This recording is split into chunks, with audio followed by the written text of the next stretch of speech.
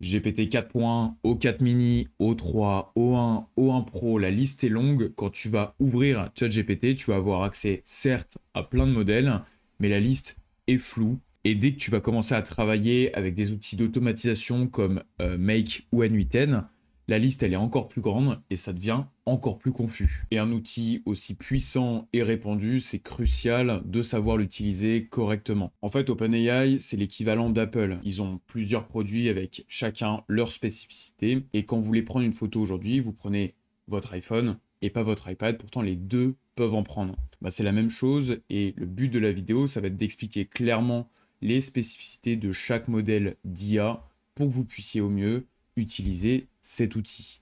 Donc dans cette vidéo, je vais vous présenter les trois grandes familles de modèles d'OpenAI. On va d'abord voir les modèles GPT, des modèles de texte.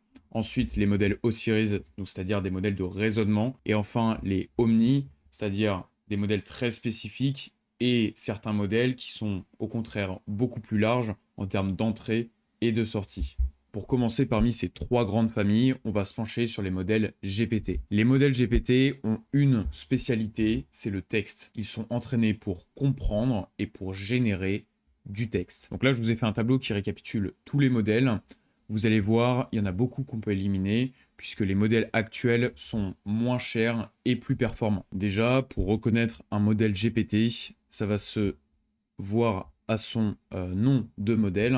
On commence par la dénomination GPT et ensuite seulement un numéro. Ça peut être confondu avec les modèles Omni, qui ont donc bien le GPT, le numéro, mais qui ont un petit O après. Donc on garde seulement ce type de nom de modèle. On se retrouve ensuite avec le premier tableau que je vous avais présenté. Donc comment on va définir les IA? On va définir déjà leur modèle, leur niveau d'intelligence, leur vitesse de réponse. La fenêtre de contexte, ça va être ce que l'IA va avoir en tête lorsqu'elle va vous donner vos réponses. Le max de tokens en sortie, c'est-à-dire la longueur maximale de la réponse que l'IA va donner.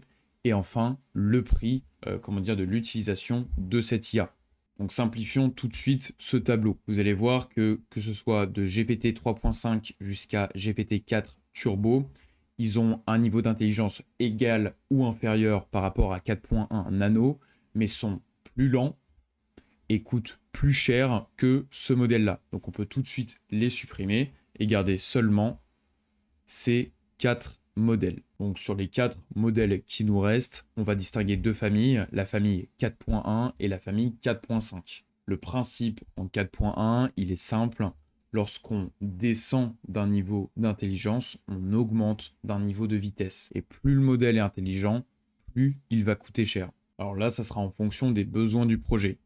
GPT 4.1, c'est une compréhension hyper précise, hyper pointue de votre contexte et de vos instructions. Ça va prendre par contre plus de temps et ça va coûter beaucoup plus cher. A l'inverse, GPT 4.1 Nano va avoir une compréhension globale, générale de ce que vous lui donnez, va être très rapide dans ses réponses et va coûter beaucoup moins cher. Et si vous avez besoin d'un entre-deux, ils ont proposé du coup la version GPT 4.1 mini qui est donc cette balance entre ces deux modèles. Alors attention, la note d'intelligence 2 sur 5 du modèle Nano ne veut pas dire que le modèle Nano est stupide. 4.1 est 20 fois plus cher que le modèle Nano, il n'est pas 20 fois plus intelligent. Dans la plupart des cas, à titre d'expérience, le modèle Nano permet une compréhension largement et vraiment largement suffisante du contexte et des instructions et va permettre du coup d'avoir un processus qui va être plus rapide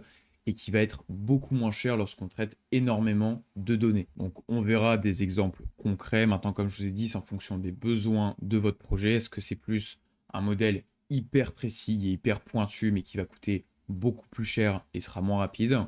Ou est-ce que le modèle de compréhension assez général, rapide et extrêmement peu cher suffira pour votre projet? Vous avez même du coup le modèle mini qui sera la balance entre les deux. Alors pour le modèle 4.5 qui est encore en preview, moi j'attends qu'il sorte de manière officielle et qu'il soit éventuellement un peu moins cher, on est sur un modèle qui est exceptionnel. Alors même si sur la notation d'OpenAI, que ce soit en intelligence ou en vitesse, il aura les mêmes notes que 4.1, en pratique, je vous laisserai essayer de votre côté puisqu'on va pas non plus faire de l'analyse de texte dans cette vidéo. En pratique, je peux vous assurer que la différence, elle est majeure. Que ce soit en style d'écriture, que ce soit en compréhension profonde de votre contexte et surtout en compréhension profonde de vos instructions, GPT 4.5, il vous fournira une qualité rédactionnelle qui est impressionnante. Alors même si aujourd'hui c'est un modèle qui coûte très très cher, si votre projet il est centré sur la rédaction, sur le SEO, le script writing, le copywriting, c'est un modèle qui suivra du coup vos besoins à la lettre. Il vous fournira un texte qui est juste parfait pour vos besoins. Voilà, donc je vous ai fait un tableau récapitulatif des 4 modèles dont il faudra se souvenir. Je répète, ces 4 modèles, c'est pour du texte. Si vous voulez comprendre ou générer du texte, on utilise les modèles GPT qui sont spécialisés dans ce domaine. Le modèle 4.0 Nano, on répète, c'est pour la rapidité et le fait qu'il soit extrêmement peu cher. Il est largement suffisant pour une multitude de projets et pour les tests, c'est parfait. Le modèle 4.1 Mini, c'est donc la balance entre les deux modèles. C'est parfait pour avoir des réponses plus subtiles dans sa compréhension et la génération du texte. Enfin, 4.1, donc même si les 3 modèles ont la même capacité en termes de volume de contexte, c'est celui qui aura une meilleure réflexion, une meilleure compréhension sur ce que vous lui donnez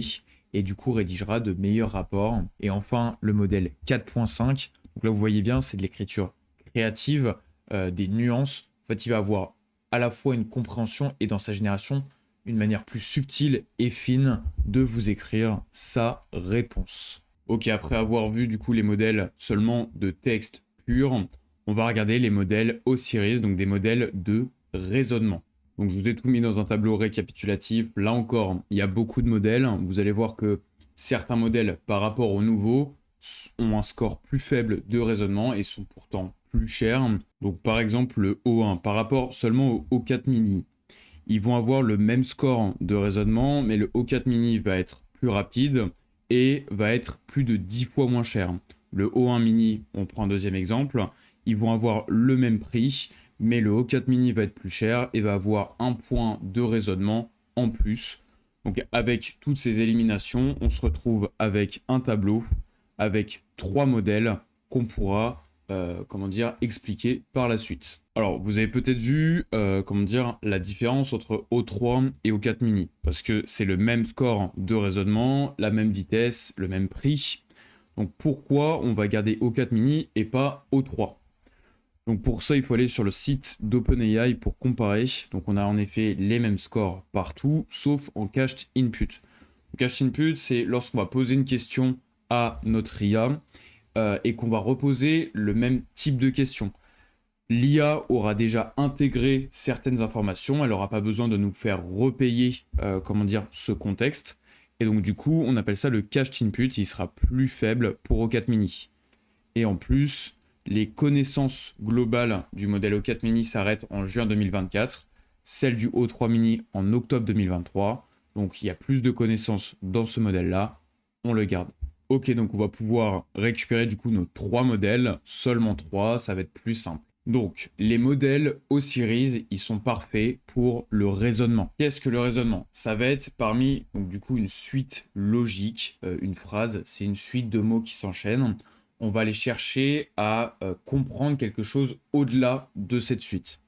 Donc par exemple, pour le code, ce sont les modèles qu'il faudra pour du code complexe. C'est-à-dire qu'à la place d'une suite logique de lignes, le modèle va prendre du recul sur ce qu'il est en train d'écrire et du coup faire moins d'erreurs et générer un code plus robuste. Ensuite, on peut avoir de l'analyse de données, de chiffres. Par exemple, des comptes de résultats, un bilan, un nombre de ventes selon certaines périodes.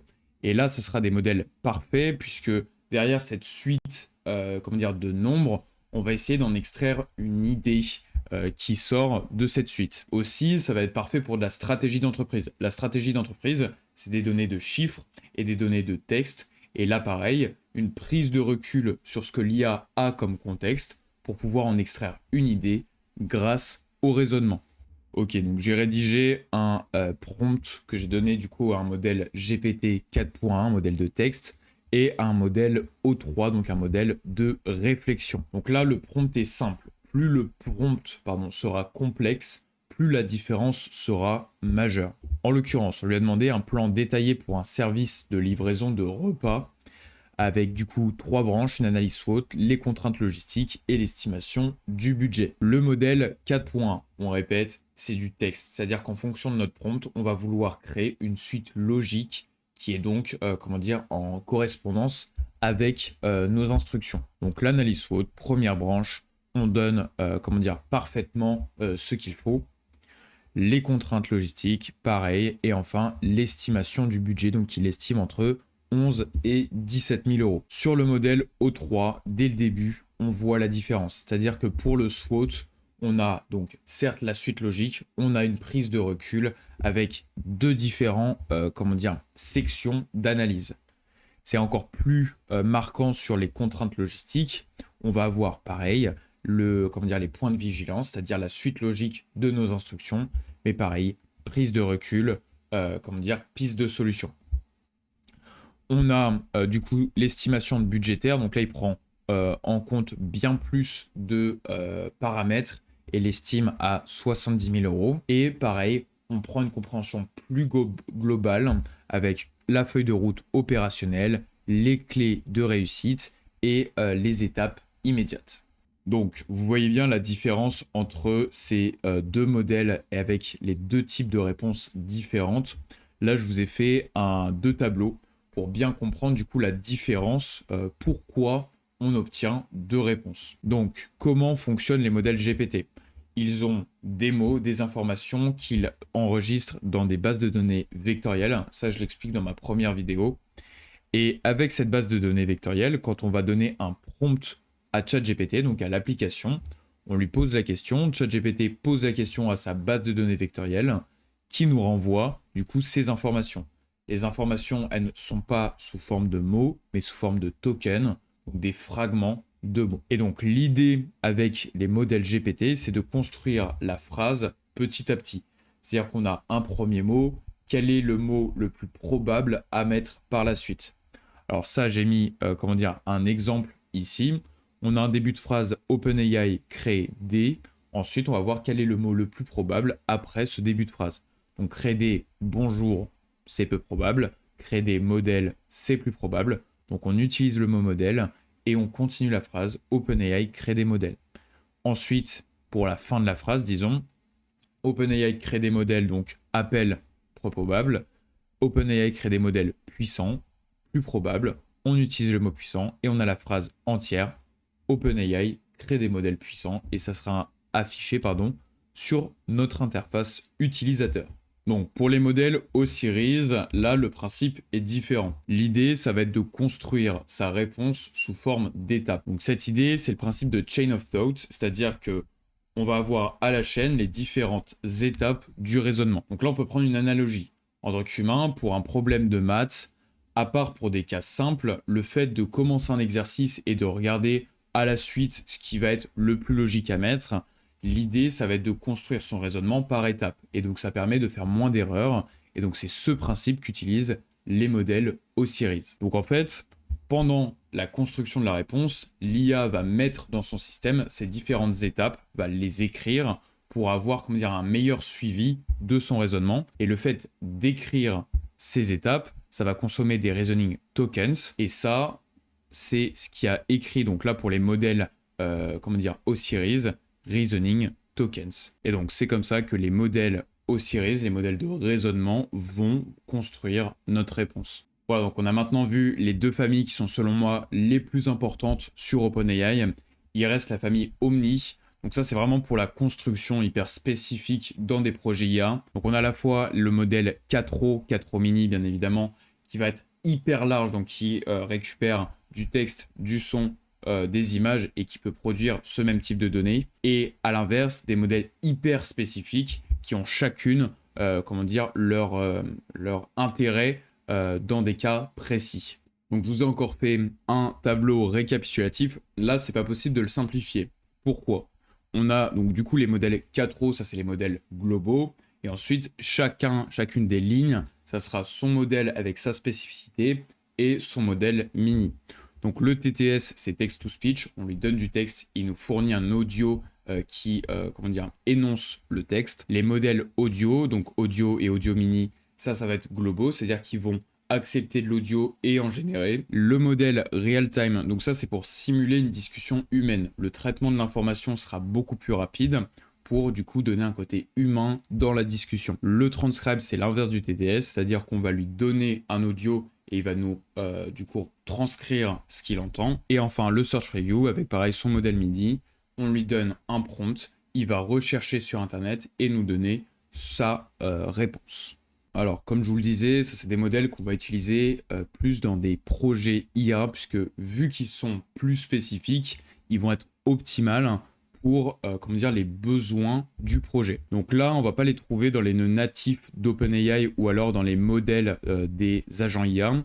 On va faire une requête HTTP, c'est-à-dire une demande à ChatGPT avec notre prompt et ils vont traiter eux-mêmes notre réponse. Donc pour ça, on crée un nœud HTTP request. Il faut aller sur le site d'OpenAI. Sur le site d'OpenAI, vous allez dans Specialized Model et vous utilisez du coup celui que vous voulez. Donc là, en l'occurrence, on va faire un test avec speech to text. On va lui donner un fichier audio et il va nous donner une réponse en texte. Ensuite, vous descendez et vous téléchargez, vous copiez-collez le code CURL.